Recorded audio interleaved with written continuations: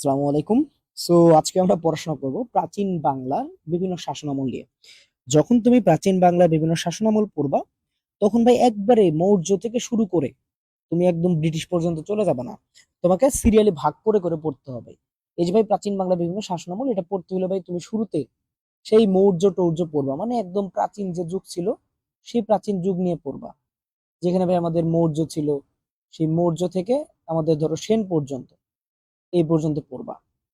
এরপরে তুমি পড়বা মধ্যযুগ। মধ্যযুগ মানে কি?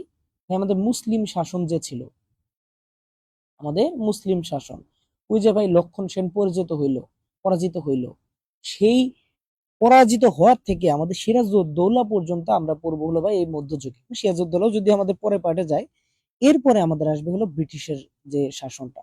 মানে আমাদের এই বাংলায় বা উপমহাদেশে যে আমাদের ইউরোপীয় মানুষজন আসলো বিভিন্ন দেশের, সো এই ইউরোপীয়রা এসে আমাদের দেশ যে শাসন করলো, এটা নিয়ে পড়বো আমরা তৃতীয় ভাগে। এরপরে ভাই আমাদের আসবে ভাই পাকিস্তান শাসন, যুদ্ধ টুদ্ধ, এগুলো আমাদের পরে। ঠিক আছে? তো যখনই আমরা শাসন পড়বো, তখন আমরা এইভাবে একটু ভাগ ভাগ ভাগ ভাগ ভাগ ভাগ করে পড়বো, আমাদের জন্য ইজি হবে। সো আমরা আজকে পড়বো মৌর্য থেকে সেন পর্যন্ত। এবং এগুলো যখন তুমি পড়বা, তখন তোমার কয়েকটা ইনফরমেশন খুব ভালোভাবে পড়তে হবে। এক, প্রতিষ্ঠাতা কে ছিল, মানে সর্বপ্রথম শাসকটা কে ছিল, শ্রেষ্ঠ শাসক কে ছিল, মানে সবচেয়ে ভালো শাসন করছে কে, ওই সময় রাজধানী ছিল কোনটা, আর যদি বাংলার আলাদা কোনো প্রাদেশিক রাজধানী থাকে সেইটা, উল্লেখযোগ্য শাসক আর কে কে ছিল, দেন আমাদের কার উপাধি কি ছিল, এবং শেষ রাজা মানে কে পরাজিত হওয়ার পরে আমাদের পরের যুগটা আসছে। তো এই কয়েকটা ইনফরমেশন আমাদের খুব ভালোভাবে জানতে হবে। ওকে, সো আমাদের শুরু হবে মৌর্য থেকে। কি থেকে? মৌর্য থেকে। সেই মৌর্য থেকে কি, আমাদের এই যে ভাই মৌর্য, এই মৌর্য যুগের একদম প্রথম শাসক কে ছিল? এই মৌর্য যুগের একদম প্রথম শাসক ছিল আমাদের চন্দ্রগুপ্ত মৌর্য। চন্দ্রগুপ্ত মৌর্য। এবং লাকিলি সে প্রতিষ্ঠাতাও ছিল, এবং সে প্রতিষ্ঠাতাও ছিল, সে শ্রেষ্ঠ শাসকও ছিল।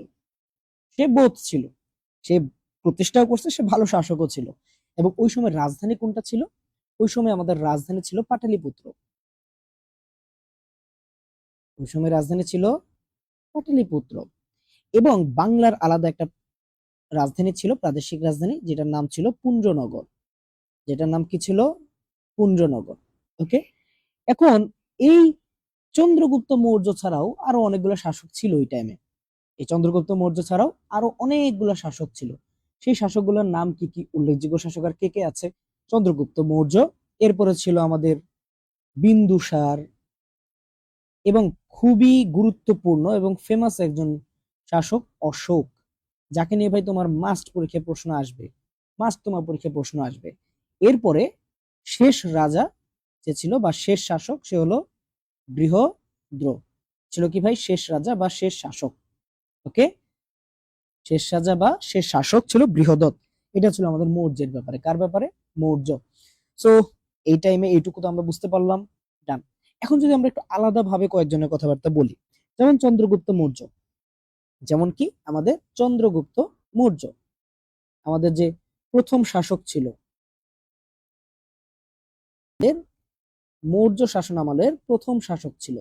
এই চন্দ্রগুপ্ত মৌর্য ছিল ভারতের প্রথম সম্রাট। ভারতের প্রথম সম্রাট। ভারতের প্রথম সম্রাট।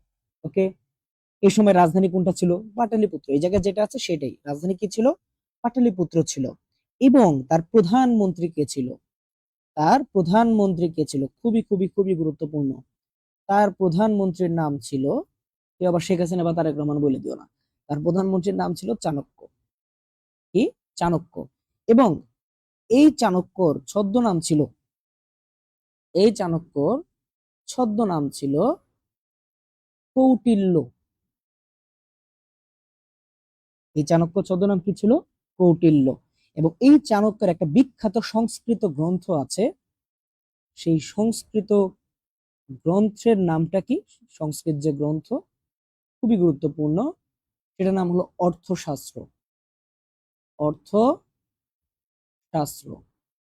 ওকে, তো মনে রাখবা, এই যে ভাই আমাদের মৌর্য সাম্রাজ্য, সেটা শুরু হয়েছিল চন্দ্রগুপ্তের মাধ্যমে 321 খ্রিস্টপূর্বে। 321 খ্রিস্টপূর্বে আমাদের এটা শুরু হয়েছিল এবং এটা চলতে থাকে কত পর্যন্ত, একদম পুরো মৌর্যের কথা বললে এটা চলতে থাকে ভাই 321 থেকে 185, 321 থেকে 185। এর মধ্যে ভাই আমাদের 321 থেকে 298 পর্যন্ত চালাইছিল আমাদের চন্দ্রগুপ্ত, 321 থেকে 298 পর্যন্ত। তো চন্দ্রগুপ্ত মৌর্যের ব্যাপারে এই কয়েকটা জানলেই এনাফ। এরপর আসে আমাদের অশোক।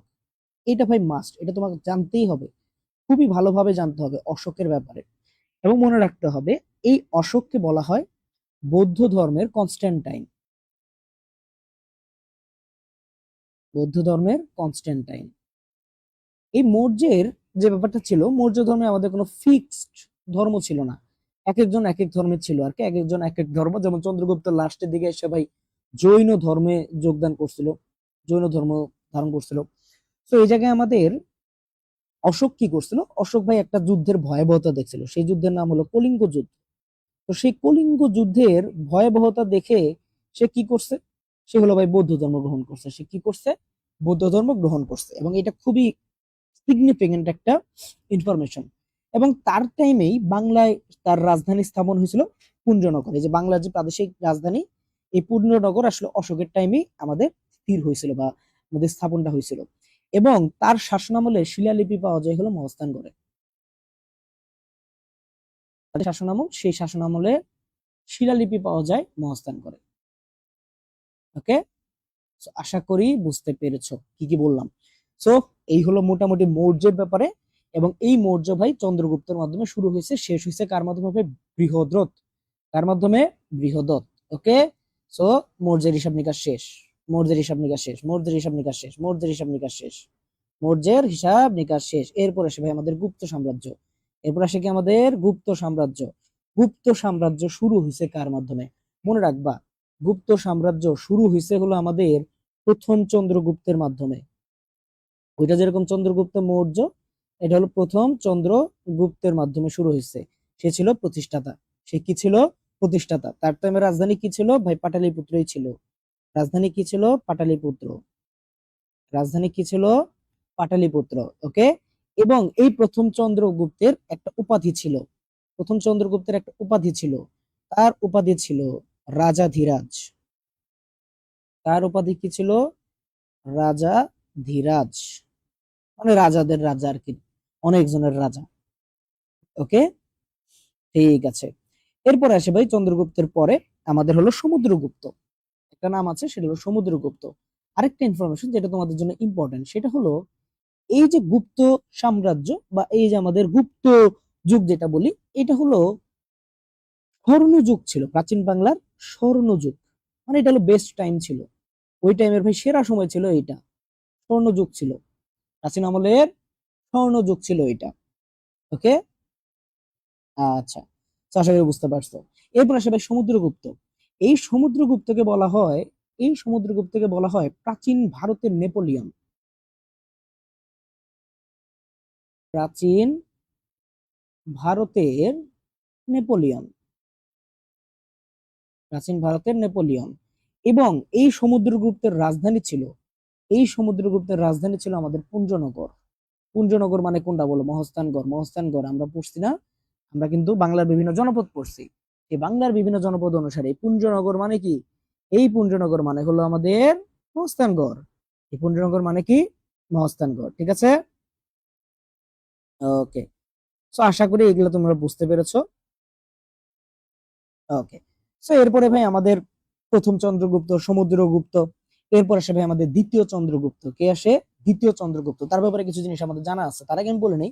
এই যে গুপ্ত সাম্রাজ্য, এই গুপ্ত সাম্রাজ্য কতদিন চলছে, এই গুপ্ত সাম্রাজ্যের যে স্বর্ণযুগ, এই স্বর্ণযুগ চলছে ভাই 320 থেকে, 320 থেকে 550 খ্রিস্টাব্দ, 320 থেকে 550 খ্রিস্টাব্দ পর্যন্ত আমাদের এই যুগটা চলছে। ওকে, বুঝতে পেরেছো। ওকে, এখন এই জায়গায় একটা জিনিস মনে রাখবা, যে ভাই আমাদের যে সমুদ্রগুপ্ত ছিল, উনি মোটামুটি পুরা জিনিসটাই শাসন করছে, পুরা যে আমাদের বাংলার যতগুলো জনপদ আছে সেই পুরাটাই শাসন করছিল, শুধুমাত্র সমতট বাদে সে সমতট শাসন করতে পারে নাই, সে সমতট দখল করতে পারছিল না। ওকে, এরপরে আমরা পড়বো ভাই দ্বিতীয় চন্দ্রগুপ্ত নিয়ে। আমরা কাকে নিয়ে পড়বো ভাই? দ্বিতীয় চন্দ্রগুপ্তকে নিয়ে, দ্বিতীয় চন্দ্রগুপ্তকে নিয়ে পড়বো। দ্বিতীয় চন্দ্রগুপ্তের একটা উপাধি ছিল, দ্বিতীয় চন্দ্রগুপ্তের একটা উপাধি ছিল, সেই উপাধি হলো বিক্রমাদিত্য। সেই উপাধিটা কি? বিক্রম আদিত্য। এবং এই দ্বিতীয় চন্দ্রগুপ্তের আরো কয়েকটা গুরুত্বপূর্ণ ইনফরমেশন আছে। সেই জিনিসটা কি?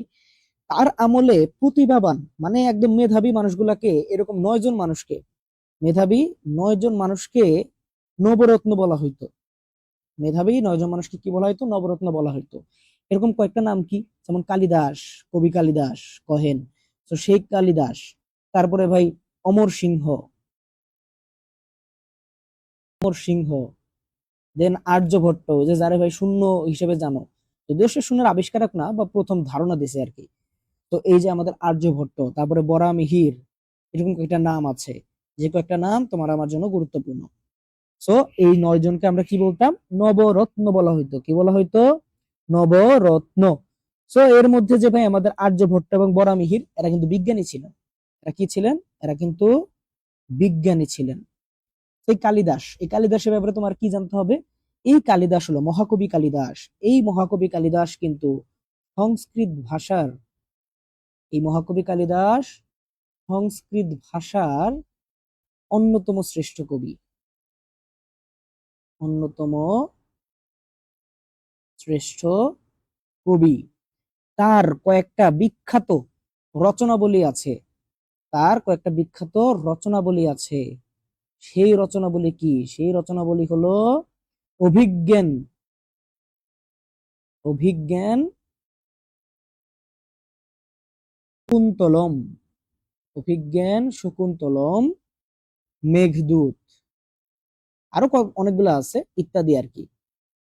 বাট এই দুটো হলো ভাই ফেমাস। এবং তাকে যেহেতু মহাকবি কালিদাস, যেহেতু মহাকবি কালিদাস, তাই তাকে তুলনা করা হইতো ভারতের শেক্সপিয়ার হিসেবে, ভারতের শেক্সপিয়ার হিসেবে তাকে তুলনা করা হইতো, তাকে ভারতের শেক্সপিয়ার হিসেবে তুলনা করা হইতো। ঠিক আছে। এরপরে অমর সিংহ, অমর সিংহ কি করে অমর ছিল?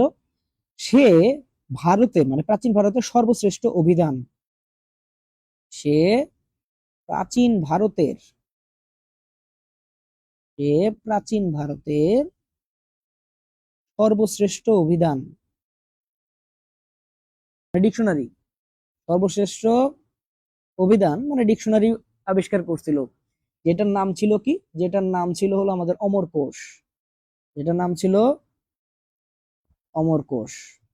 ওকে, এটা বলে সে অমর হয়ে আছে।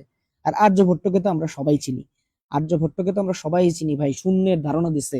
এছাড়া সে কি করছে? সবার আগে পৃথিবীর, সবার আগে পৃথিবীর আহ্নিক গতি ও বার্ষিক গতি নির্ণয় করছে। আহ্নিক ও বার্ষিক গতি নির্ণয় করছে। এবং তার একটা রচনা ছিল, সেই রচনার নাম হলো আর্য। তার একটা রচনা ছিল, যে রচনার নাম কি? আর্য। ওকে। আর বরামিহির তো ভাই বিজ্ঞানী ছিল, তারও একটা রচনা থাকবে। তার একটা রচনা হলো বৃহৎ সংহিতা। অনেক ইনফরমেশন ভাই, অনেক ইনফরমেশন, কিচ্ছু করার নাই, পড়তে হবে, পড়তে হবে, কিচ্ছু করার নাই, পড়তে হবে। ঠিক আছে, বুঝতে পেরেছো? তো এগুলা ভাই আমাদের জন্য ইম্পর্টেন্ট, এগুলা আমাদের জন্য ইম্পর্টেন্ট। ঠিক আছে, বুঝতে পেরেছো? ওকে, ওকে, ঠিক আছে। তো এটা ভাই তোমাদের জন্য একটু মনে রাখতে হবে, একটু কষ্ট করে মনে রাখতে হবে। এখন আরেকটা জিনিস, যেটা হলো আমাদের যে ভাই গুপ্ত বংশ, সেটার শেষ রাজা কে ছিল? এই যে ভাই গুপ্ত, এই গুপ্তরাও তো ভাই একটা সময় না হয়ে যাবে। সো তাদের শেষ রাজা কে ছিল? তাদের শেষ রাজা ছিল বিষ্ণুগুপ্ত, তাদের শেষ রাজা ছিল বিষ্ণুগুপ্ত, তাদের শেষ রাজা কে ছিল? বিষ্ণুগুপ্ত। এবং এই যে ভাই আমাদের বিষ্ণুগুপ্ত, এই বিষ্ণুগুপ্ত কিভাবে পরাজিত হয়েছিল? মনে রাখবা, ওই টাইমে মধ্য এশিয়ায়, ওই টাইমে মধ্য এশিয়ায় একটা দুর্ধর্ষ জাতি ছিল, একদম ধরো যাযাবর টাইপ। তারা কি? দুর্ধর্ষ যাযাবর জাতি ছিল, যেই জাতির নাম হলো হুন জাতি। যে জাতির নাম কি? হুন জাতি। এই হুন জাতির আক্রমণে ইউরোপ এবং এশিয়া, মানে এই যে এই এশিয়ার আমাদের যে ভাই ভারত উপমহাদেশ সহ নানান জায়গায় ভাই টুকরা টুকরা হয়ে গেছে বিভিন্ন সাম্রাজ্য। গুপ্ত সাম্রাজ্য তার মধ্যে একটা। সেই মধ্য এশিয়ার যাযাবর হুন জাতির আক্রমণে, হিংস্র ছিল তারা অনেক, তো তাদের আক্রমণেই আমাদের গুপ্ত সাম্রাজ্যের পতন ঘটে 6ষ্ঠ শতকের দিকে। কোন শতকে ভাই? 6ষ্ঠ শতক। ওকে, বুঝতে পারছো? বুঝতে পারছো? ওকে, ওকে, ঠিক আছে। আচ্ছা, সো আশা করি আর ভুল হবে না, এই বিষয়গুলো আশা করি আর ভুল হবে না। আচ্ছা, তো এই ছিল আমাদের গুরুত্বপূর্ণ কিছু কথাবার্তা।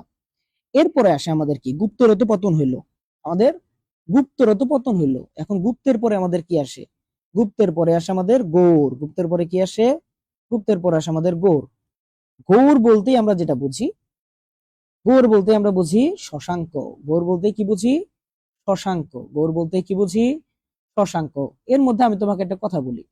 আমরা বললাম না যে হুনদের আক্রমণে, এই যে যাযাবর হুন, যাযাবর হুনের আক্রমণে তো আমাদের একদম টুকরো টুকরো হয়ে গেছে সাম্রাজ্য। তো টুকরো টুকরো হওয়ার পরে এই গুপ্তদের পতনের পরে আমাদের এই জায়গায় দুইটা স্বাধীন রাজ্য হয়। দুইটা স্বাধীন রাজ্য হয়, একটা হলো বঙ্গ স্বাধীন রাজ্য, আর একটা হলো গৌড়। তো দুইটা স্বাধীন রাজ্য হয়েছিল, একটা বঙ্গ আর একটা কি? গৌড়। এই গৌড়ের শাসকটা কে ছিল? এই গৌড়ের শাসকটা ছিল আমাদের শশাঙ্ক। এই গৌড়ের শাসক ছিল আমাদের শশাঙ্ক। খুবই ফেমাস, খুবই ফেমাস এবং খুবই ইম্পর্টেন্ট। খুবই ফেমাস এবং খুবই ইম্পর্টেন্ট। তো এই জায়গায় আমাদের বঙ্গ, বঙ্গ নিয়ে অনেক তাম্রলিপি পাওয়া গেছে, ওইটা ইম্পর্টেন্ট না, আমাদের শশাঙ্কের ব্যাপারে জানতে হবে। আমাদের শশাঙ্কের ব্যাপারে জানতে হবে যে ভাই শশাঙ্ক আসলে করছেটা কি। মনে রাখবা, এই যে শশাঙ্ক, সে অনেকগুলা জনপদকে এক করছিল, অনেকগুলা জনপদকে এক করছিল, সো অনেকের রাজা ছিল। তাই তার উপাধি ছিল রাজাধিরাজ। তার উপাধি কি ছিল? রাজাধিরাজ। এর আগে আমরা আরেকজনকে রাজাধিরাজ বলছিলাম, তাকে প্রথম চন্দ্রগুপ্তকে, কারণ সে অনেকগুলো রাজা ছিল, তাই তাকেও কি বলা হয়েছে? রাজাধিরাজ বলা হয়েছে। তাই তাকেও কি বলা হয়েছে? রাজাধিরাজ বলা হয়েছে। এবং এই শশাঙ্ক ছিল শ্রেষ্ঠ শাসক, এটার কোনো কিছু নাই। এবং মনে রাখবা, এই শশাঙ্ক ছিল বাংলার, বাংলার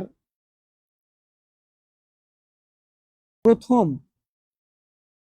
ও মানে প্রথম স্বাধীন, সরি, প্রথম স্বাধীন ও সার্বভৌম রাজা। প্রথম স্বাধীন এবং সার্বভৌম রাজা। Very very very very very important information. বাংলার প্রথম স্বাধীন ও সার্বভৌম রাজা কে ছিল ভাই? আমাদের এই শশাঙ্ক। সো এই শশাঙ্কর সময় রাজধানী কি ছিল? এই শশাঙ্কের সময় রাজধানী ছিল কর্ণ সুবর্ণ। এর রাজধানীগুলো খুবই গুরুত্বপূর্ণ ভাই। একটু আগে পাটালি পুত্র বললাম, পুঞ্জনগর বললাম, এরপরে ভাই আমাদের কি আসলো? কর্ণ সুবর্ণ আসলো। কি আসলো? কর্ণ সুবর্ণ আসলো। ঠিক আছে, বুঝতে পেরেছো? ওকে, কর্ণ সুবর্ণ আসলে কোনটা, কোন এলাকা? আচ্ছা আচ্ছা, ইম্পর্টেন্ট যেটা, যে ভাই এই কর্ণ সুবর্ণ হলো মুর্শিদাবাদ জেলা। এখন যে বর্তমানে মুর্শিদাবাদ জেলা আছে না, এই মুর্শিদাবাদ জেলায় ছিল আমাদের কর্ণ সুবর্ণ। মুর্শিদাবাদের মাঝে কি ছিল ভাই? কর্ণ সুবর্ণ। এই যে আমাদের শশাঙ্ক, এই শশাঙ্ক কবে আমাদের জায়গাটা দখল করে? 606 খ্রিস্টাব্দের দিকে। কত সালে? 606 খ্রিস্টাব্দের দিকে। এবং তারপরে যখন শশাঙ্ক মারা যায়, যখন শশাঙ্ক মারা যায়, শশাঙ্ক মারা যাওয়ার পরে, শশাঙ্ক মারা যায় কবে? শশাঙ্ক মারা যায় হলো 637 সালে। কত সালে? 637 খ্রিস্টাব্দে। তো এই 637 খ্রিস্টাব্দে যখন শশাঙ্ক মারা যায়, যখন শশাঙ্ক মারা যায়, শশাঙ্ক মারা যাওয়ার পরেই শুরু হয় বিভিন্ন ধরনের অরাজকতা, বিভিন্ন ধরনের অরাজকতা। এই অরাজকতার যে যুগ, এই অরাজকতার যুগ হলো মাৎসন্যায়। এই অরাজকতার যুগটাই কি? মাৎসন্যায়। এবং এটা কত থেকে কত? সপ্তম থেকে, এটা সপ্তম থেকে অষ্টম শতকে বিস্তৃত। এবং খুবই স্পেসিফিক্যালি বলে না, তাও যদি বলে 650 থেকে 750-এর আশেপাশে, 650 থেকে 750-এর আশেপাশে। তো এইটুক টাইম, প্রায় 100 বছর, এটা হলো বাংলার ইতিহাসের অন্ধকার যুগ। বাংলার যে ইতিহাস, সেই ইতিহাসের অন্ধকার যুগ। এই সময় ভাই নানান জায়গায় নানান শাসক। মাছন্যায় বলতে কি বোঝায় ভাই? মাছের অন্যায় বা মাছের শাসক এখানে কি করে ভাই? বড় মাছগুলো ছোট মাছগুলোকে খেয়ে ফেলে। বড় মাছ এই ছোট মাছগুলোকে ভাই গ্রাস করে ফেলে, গ্রাস করে ফেলে। গ্রাস করে ফেলায় কি হয় ভাই? প্রচুর বিশৃঙ্খলা হয়, অরাজকতা দেখা যায়। এবং এই যে ভাই মাৎস্যন্যায় যুগকে ইতি ঘটিয়ে কার আবির্ভাব ঘটে? মাৎস্যন্যায়ের ইতি ঘটিয়ে আবির্ভাব ঘটে পালদের। কাদের? পাল বংশের। কাদের? পাল বংশের। এই পাল বংশ এই পাল বংশ ক্ষমতা গ্রহণ করে 750-এ এবং তারা ক্ষমতা ধরে রাখে 1161 পর্যন্ত। 1161 পর্যন্ত। তোমাদের ইনফরমেশনের জন্য বলি, এই মৌর্যরা তো নানান ধর্মের ছিল। গুপ্তরা ছিল প্রধানত হিন্দু ধর্মের। গৌড়ের যে শশাঙ্ক মেইলে ছিল হিন্দু ধর্মের। এই যে মাৎস্যন্যায় পার হয়ে পাল আসলো, পালরা মেইনলি বৌদ্ধ ধর্মের। কোন ধর্মের ছিল? বৌদ্ধ ধর্মের ছিল। কোন ধর্মের ছিল? বৌদ্ধ ধর্মের। পরবর্তীতে সেন আসবে, সেন হলো হিন্দু ধর্মের। সেন কোন ধর্মের? হিন্দু ধর্মের। ঠিক আছে। এই পাল শাসনামল অনেক ইম্পর্টেন্ট। এই পাল শাসনামল ভাই বিগত জীবন অনেক কিছু করছে। এই পাল শাসনামলে অনেক কিছু হয়েছে। সো কি কি হয়েছে এসবই আমরা পড়বো। এই পাল শাসনামলে কি কি হয়েছে এটা আমরা পড়বো এখন। ওকে। সো পাল শাসনামলে হয়েছেটা কি আমাদের? রিলেট করে নেই। পাল শাসন আমাদের হয়েছেটা কি? পাল শাসন আমলে অনেক গুরুত্বপূর্ণ জিনিস হয়েছে। যেমন সর্বপ্রথম যে জিনিসটা আমাদের পড়তে হবে, যে কোনো কিছু পড়ার টাইমে, প্রতিষ্ঠাতাকে। প্রতিষ্ঠাতাকে প্রতিষ্ঠাতা হলো আমাদের গোপাল। প্রতিষ্ঠাতাকে গোপাল। বলো তো ভাই, শ্রেষ্ঠ শাসক কে ছিল? শ্রেষ্ঠ শাসক কে ছিল? ধর্মপাল। শ্রেষ্ঠ শাসক কে ছিল? ধর্মপাল। গোপালের পরে শ্রেষ্ঠ শাসক কে ছিল? ধর্মপাল। এবং এই যে ভাই আমাদের রাজধানী, ওই টাইমে ভাই আমাদের রাজধানী ওরকম ফিক্স ছিল না। তো আমাদের পরীক্ষা এরকম আসে না। এবং মনে রাখবা এই জায়গায় আরো কিছু উল্লেখযোগ্য শাসক ছিল, এটা আমরা পরে পড়বো, উপাধিগুলো পরে পড়বো। এবং যেটা ইম্পর্টেন্ট সেটা হলো শেষ রাজা। বাংলার শেষ রাজা কে ছিল? বাংলার শেষ রাজা কে ছিল, বা পাল বংশের সর্বশেষ রাজা কে ছিল? মদন পাল। কে ছিল? পাল বংশের সর্বশেষ মদন পাল। এখন অনেকে মনে করে এখন অনেকে মনে করে যে ভাই আমাদের এই যে আহ আমাদের যে গোপাল, সে তো ভাই আমাদের এটি প্রতিষ্ঠা করছে, তাকে কেন সর্বশ্রেষ্ঠ বলা হয় না? তাকে কেন সর্বশ্রেষ্ঠ বলা হয় না? মনে রাখবা এই যে ধর্মপাল, সেই ধর্মপাল অনেক ভালো ভালো কাজ করছে। এই ধর্মপাল অনেক ভালো ভালো কাজ করছে, এবং সবচেয়ে ইম্পর্টেন্ট যে জিনিসটা করছে, এই ধর্মপালের সময় একটা যুদ্ধ হয়েছে। সেই যুদ্ধটার নাম হলো ত্রিশক্তির সংঘর্ষ। আমি পরিচিত আর কি, ত্রিশক্তির সংঘর্ষটাই। তাদের মধ্যে সংঘর্ষটা হয়েছে এক তো ভাই পাল বংশ, ধর্মপাল এর টাইমে। আরেকটা হলো ভাই রাজপুতানার গুর্জর প্রতিহার বংশ। আরেকটা তৃতীয়টা হলো দক্ষিণাদিত্যের মানে দাক্ষিণাত্যের রাষ্ট্রকূট বংশ। সো এই ত্রিশক্তির যুদ্ধে সে জয়লাভ করছে। এই কারণে আমাদের এই ধর্মপাল অন্যতম শ্রেষ্ঠ রাজা। আমরা বলি পাল বংশের অন্যতম শ্রেষ্ঠ রাজা কে? ধর্মপাল। এবং সে আসে গোপালের পরবর্তীতে। কে আসে? সে আসে গোপালের পরবর্তীতে। তো এই হলো মোটামুটি। এখন যদি আমরা পালের ব্যাপারে আরো কিছু পড়ি, মনে রাখবো প্রতিষ্ঠাতা তো গোপাল পড়ছি। এই পাল বংশ মানে পালরা তো মেইনলি ছিল বৌদ্ধ, এটাও পড়ছি। এছাড়া আর কি কি আছে? যে এই পাল আমলে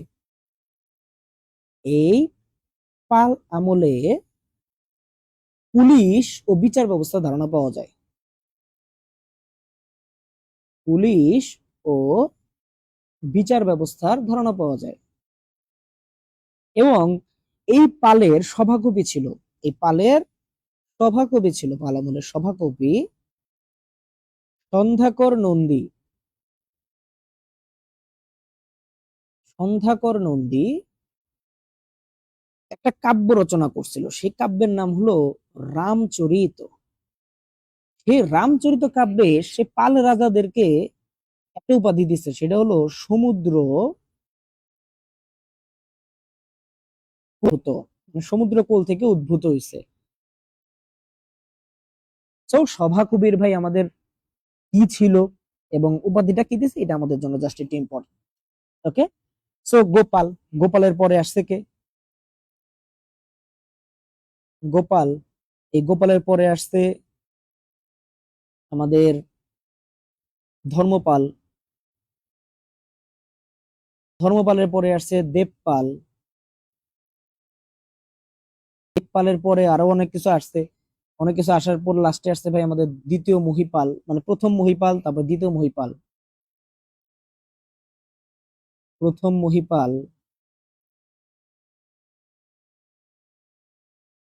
এরপর হলো দ্বিতীয় মহিপাল,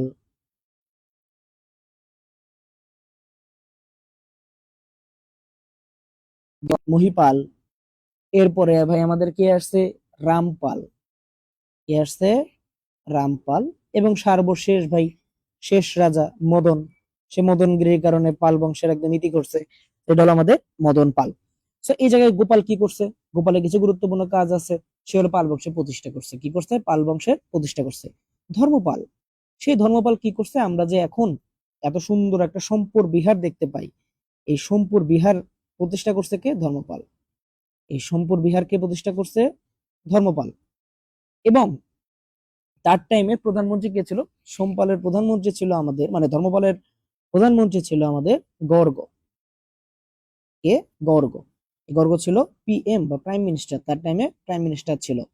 এবং তিনি ছিল হিন্দু ধর্মের পৃষ্ঠপোষকতা, সে হিন্দু ধর্মে অনেক কিছু পৃষ্ঠপোষক করছে, যদিও পাল বংশ মেইনলি বৌদ্ধ, বাট সে হিন্দু ধর্মে অনেক কিছু পৃষ্ঠপোষক করছিল। ওকে, এরপরে আসে আমাদের দেবপাল। দেবপাল কি করছিল, দেবপাল অনেক সুন্দর একটা কাজ করছে, সেটা হলো আমাদের যে নালন্দা বিশ্ববিদ্যালয় ছিল না, সেই নালন্দা বিশ্ববিদ্যালয় তার টাইমে প্রতিষ্ঠা লাভ করছে, নালন্দা বিশ্ববিদ্যালয় তার টাইমে প্রতিষ্ঠা করছে। আচ্ছা, এই যে ধর্মপালকে শ্রেষ্ঠ শাসক বলছি আমরা, এই ধর্মপালে কিন্তু একটা উপাধি ছিল, এই ধর্মপালে কিন্তু একটা উপাধি ছিল, সেই ধর্মপালের উপাধিটা কি, ধর্মপালের উপাধি ছিল বিক্রমশীল। ধর্মপালকে বলা হইতো বিক্রমশীল, তার উপাধি কি ছিল, বিক্রমশীল উপাধি ছিল, বিক্রমশীল উপাধি ছিল। ওকে, এরপরে ভাই আমরা এই জায়গায় তো অনেকগুলো নাম লিখলাম। এই যে আমাদের দ্বিতীয় মহিপাল, এই দ্বিতীয় মহিপালের টাইমে একটা গুরুত্বপূর্ণ ঘটনা ঘটছে, সেই ঘটনাটা হলো তার টাইমে কৈবর্ত বিদ্রোহ হয়েছে। কি হয়েছে, কৈবর্ত বিদ্রোহ হয়েছে তার টাইমে, কৈবর্ত বিদ্রোহ। এবং এই কৈবর্ত বলতে কিন্তু জেলে শ্রমিক সবাইকে বোঝায়। তো এই কৈবর্ত বিদ্রোহে সে মারা গেছে, এই কৈবর্ত বিদ্রোহে সে মারা যায়, কৈবর্ত বিদ্রোহে সে কি হয়, মারা যায়। এবং কৈবর্তরা একটা জায়গা দখল করে, এই কৈবর্তরা একটা জায়গা দখল করে, সেই জায়গাটা কি ভাই, বরেন্দ্রীয় অংশ, বরেন্দ্রীয় অংশ, মানে আমাদের ওই যে রাজশাহীর যে অঞ্চলটা, তো এই বরেন্দ্রীয় অঞ্চলটা তারা দখল করে। ওকে, এরপরে আসে আমাদের রামপাল। এই রামপাল কি, এই যে উত্তরবঙ্গে পানির এত সংকট, এই সংকট দূর করার জন্য সে রাম সাগর প্রতিষ্ঠা করে। বলতো রাম সাগরটা কোথায়, রাম সাগর হলো আমাদের দিনাজপুরে, কোথায়, দিনাজপুরে। রামসাগরটা কোথায়, দিনাজপুরে, রামসাগরটা কোথায়, দিনাজপুরে। ঠিক আছে, ওকে। এছাড়াও প্রাচীন বাংলার একটা গ্রন্থ ছিল যেটার নাম হলো রামচরিত, এই রামচরিত থেকে রামপালের সম্বন্ধে অনেক ধারণা পাওয়া যায়। ওকে, এবং এরপরে ভাই আমাদের যে মদন পাল, এই মদন পাল ছিল ভাই একদম সর্বশেষ রাজা, যার মাধ্যমে ইতি ঘটে কাদের, ইতি ঘটে আমাদের পাল বংশের, পাল বংশের কি হয়, ইতি ঘটে। ঠিক আছে, বুঝতে পেরেছো? ওকে, তো আশা করি আমরা বুঝতে পেরেছি। এরপরে এরপরে এই যে আমাদের পাল, এই পালদেরও কি হবে, পতন হবে, এই পালদেরও কি হইলো, পতন হইলো। পালদের পতনের পর কি আসবে, পালদের পতনের পর আসবে হলো আমাদের সেন, পালদের পতনের পর কি আসবে, সেন আসবে। এই যে সেন, এই সেনরা শাসন করছে কতদিন, এই সেনরা শাসন করছে মূলত 1161 থেকে, কত থেকে কত ভাই, 1161 থেকে আমাদের পরবর্তীতে 1230 পর্যন্ত, গত পর্যন্ত 1161 থেকে 1230 পর্যন্ত। কিন্তু আমরা এটা পুরাটা লিখি না, কারণ তারা পুরোটাই শাসন করছিল না, তারা আসলে শুরুটা করছিল কিভাবে, এই যে সেন বংশ বা এই যে সেন শাসন, এটা প্রতিষ্ঠা করছিল সামন্ত সেন। কে, সামন্ত সেন, সামন্ত সেন ছিল প্রতিষ্ঠাতা, কিন্তু সে আসলে কোনো রাজ্য গঠন করে নাই, সে কোনো রাজ্যই গঠন করে নাই। এর জন্য তাকে ভাই প্রতিষ্ঠাতা হিসেবে বলা যায় না। প্রথম এই জায়গায় রাজ্য প্রতিষ্ঠা করছিল হেমন্ত সেন, তার পুত্র, তার পুত্র হেমন্ত সেন এই জায়গায় রাজ্য প্রতিষ্ঠা করে, তার পুত্র হেমন্ত সেন এই জায়গায় রাজ্য প্রতিষ্ঠা করে। তার পরবর্তীতে এই হেমন্ত সেনের পরবর্তীতে কে আসে, এই হেমন্ত সেনের পরবর্তীতে আসে হলো আমাদের বিজয় সেন। কে আসে, বিজয় সেন। মনে রাখবা এই বিজয় সেন নামেই বিজয়, ছিল শ্রেষ্ঠ শাসক। এই বিজয় সেন কে ছিল? শ্রেষ্ঠ শাসক। এবং তার টাইমের রাজধানী, প্রথম যে রাজধানী সেটা কই ছিল? তার টাইমে যে প্রথম রাজধানী ছিল হুগলি জেলার, হুগলি জেলার ত্রিবেণী, হুগলি জেলার ত্রিবেণীতে অবস্থিত বিজয়পুর, বিজয় সেন নামেই বিজয়পুর, বিজয় সেন বিজয়পুর ছিল তার রাজধানী। বিজয় সেন বিজয়পুর ছিল তার রাজধানী। আর এটা ছিল প্রথম রাজধানী, এটা ছিল প্রথম রাজধানী। আর দ্বিতীয় রাজধানী সে প্রতিষ্ঠা করছিল কোথায়? বিক্রমপুরে। এই যে আমাদের মুন্সিগঞ্জ পড়ি না, এই মুন্সিগঞ্জ ছিল তার দ্বিতীয় রাজধানী, যেটা আমাদের আগের নাম ছিল বিক্রমপুর। আগের নাম কি ছিল? বিক্রমপুর। এবং সে যেহেতু শ্রেষ্ঠ শাসক, সে জীবনে অনেক উপাধি পাইছে, যেমন পরম মাহেশ্বর, পরমেশ্বর থেকে শুরু করে অনেক উপাধি পাইছে সে। ওকে, যেহেতু শ্রেষ্ঠ সেহেতু সে অনেকগুলো পাবে। এরপরে আমাদের বিজয় সেনের পরবর্তীতে আসছে আমাদেরকে, বিজয় সেনের পরবর্তীতে আমি একটা নিয়ে নেই, বিজয় সেনের পরবর্তীতে আসছে আমাদের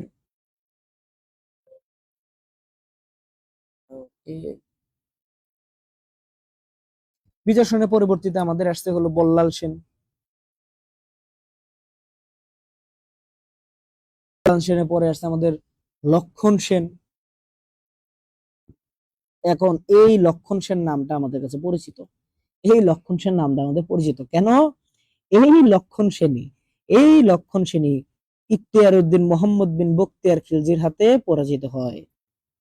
বখতিয়ার খলজির হাতে পরাজিত হয় কত সালে? 1204-এ, 1204-এ। কত সালে? 1204-এ। ওকে। আর এই যে বল্লাল সেন, এই বল্লাল সেন একটা প্রথার প্রবর্তক, সেটা হলো কৌলিন্য প্রথা। এটা কি?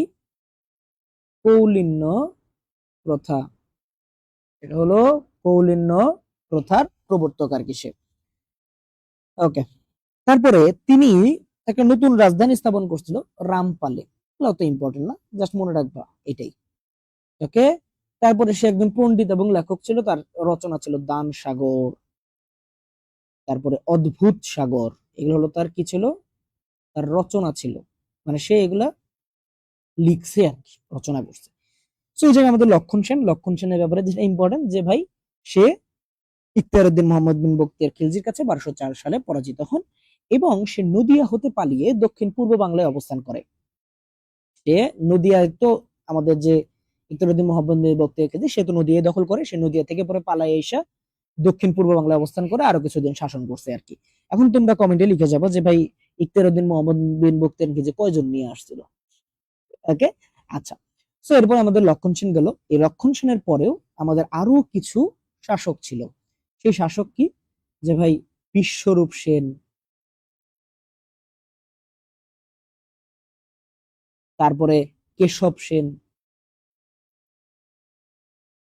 বিশ্বরূপ সেন এবং কেশব সেন, এরা কে ছিল? এরা হলো এই লক্ষণ সেনের পুত্র, এই লক্ষণ সেনের পুত্র, যারা পরবর্তীতে বিক্রমপুরটা শাসন করছে। কি শাসন করছে? বিক্রমপুর শাসন করছে। ওকে। এবং এই যে ভাই আমাদের বিশ্বরূপ সেন এবং কেশব সেন, এদের মাধ্যমেই, মানে এদের শাসনামল শেষেই আসলে মেইনলি আমাদের যে সেন যুগ, এই সেন যুগের অবসান ঘটে। এবং মেইনলি মনে রাখবা, এই যে আমাদের লক্ষণ সেন, এই লক্ষণ সেনের মৃত্যুর পর প্রথমে তো এই বিশ্বরূপ সেন রাজা হয়েছিল এবং পরবর্তীতে রাজা হয়েছিল কেশব সেন, এবং এই কেশব সেন ছিল সেন বংশের শেষ রাজা, সেন বংশের শেষ রাজা। এবং মনে রাখবা, এই কেশব সেনের রাজত্ব শেষ হওয়ার মাধ্যমে বাংলায়, এই যে আমাদের বাংলা, এই বাংলায় হিন্দু রাজাদের শাসনের অবসান ঘটে, হিন্দু রাজাদের শাসনের অবসান ঘটে। তো এই জায়গায় আমাদের সেনদের মধ্যে শেষ রাজা কে? সেনদের মধ্যে শেষ রাজা হলো কেশব সেন। কে? কেশব সেন। বুঝতে পারছে কি পারো নাই? এরপরে শুরু হবে আমাদের মধ্যযুগ। সেই মধ্যযুগে ভাই শুরুতে তুর্কি শাসন, তারপরে স্বাধীন সুলতানি শাসন, আফগান শাসন, বারো ভূঁইয়া ও মুঘল শাসন। মনে রাখবা, আমি তোমাকে ফ্লোটা একটু বলে দিই, ফ্লোটা বললে তোমার জন্য সহজ হবে। যে ভাই এই যে আমাদের মধ্যযুগ, এই মধ্যযুগ শুরু হবে কিসের মাধ্যমে? এই মধ্যযুগ শুরু হবে তুর্কি শাসনের মাধ্যমে। এরপরে আসবে আমাদের স্বাধীন সুলতানি শাসন, এরপরে আসবে আমাদের আফগান শাসন, এরপরে আমাদের কি আসবে? মুঘল এবং বারো ভূঁইয়া শাসন। এবং এটার ইতি ঘটবে কেমনে? মির্জাপুরের কারণে, আমাদের সিরাজউদ্দৌলার মাধ্যমে। তো প্রাচীন বাংলার বিভিন্ন শাসনামল সম্বন্ধে আশা করি তোমরা বুঝতে পারছো। এখন আমরা কিছু কোশ্চেন সলভ করব। যে ভাই মাসসন্যায় কোন সময়কাল নির্দেশ করে? ভাই সপ্তম থেকে অষ্টম শতক, 650 থেকে 750। এবারে কোন যুগ প্রাচীন ভারতের স্বর্ণযুগ ছিল? ভাই আমরা জানি গুপ্ত যুগ ছিল স্বর্ণযুগ। গুপ্ত যুগ ছিল কি? স্বর্ণযুগ। ওকে, আশা করি বুঝতে পারছো। আরেকবার যদি রিভিউ করি, যে ভাই আমাদের শুরু তো ছিল জনপদ, এবং এই পুরাটা এক শাসকের আন্ডারে ছিল না। সো এটা আমাদের এক একজন এক একটা শাসন করছে। বাংলার শাসন আমল শুরু করলে ভাই শুরু হয় মৌর্য থেকে। এটা কিন্তু খ্রিস্টপূর্ব, এটা কিন্তু খ্রিস্টপূর্ব। তো এই খ্রিস্টপূর্ব 321 থেকে 185 পর্যন্ত শাসন করে কে? মৌর্যরা।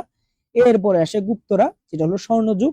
এই গুপ্তদের ইতি টানে হলো হুন জাতি। এরপরে হয় স্বাধীন বঙ্গ এবং স্বাধীন গৌড়। এরপরে ভাই শশাঙ্ক মারা যাওয়ার পরে মাৎসন্যায়, সেটার ইতি হতে গোপালের শাসনের মাধ্যমে, যারা ছিল বৌদ্ধ। এরপর আসে সেন। এরপরে কারা আসে? সেন। ওকে, আচ্ছা।